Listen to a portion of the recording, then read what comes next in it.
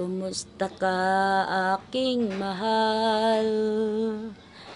Sana ay nasa mabuti ka.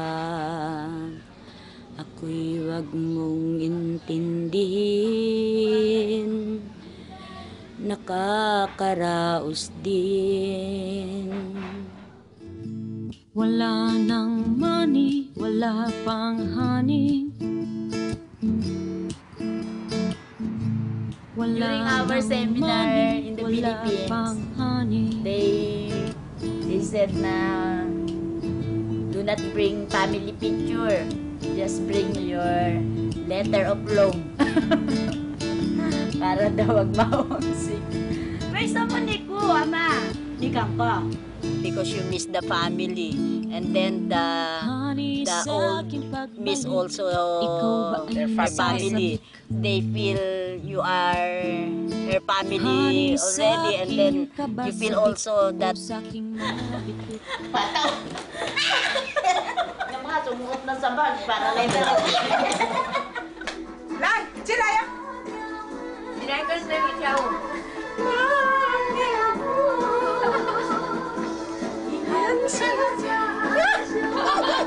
Tawa ka. Tayo na, mahulog ka.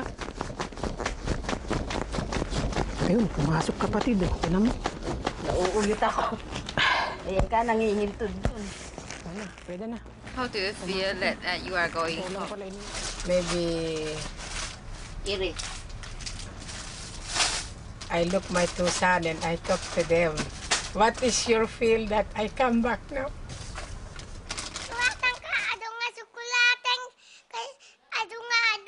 My husband is thinking I have another husband. I tell, why you think that to me? Maybe you do that.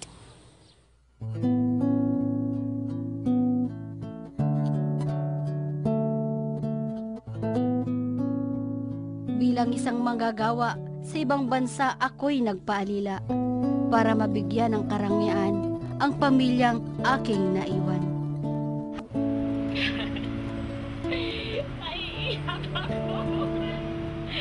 Ayoko piyak! Don't cry!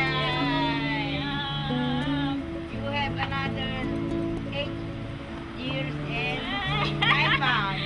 No, if I finish this, it's close.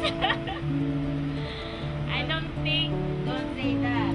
Maybe if you have a dream, maybe you plan to come back again. Sarili ko'y tulad ng isang bituin, mawala man ay magbabalik din. Kaya mga mahal ko, huwag akong alalahanin, dahil ako'y kapara ng isang bituin. Wala nang money, wala pang honey. Wala nang money, wala pang honey.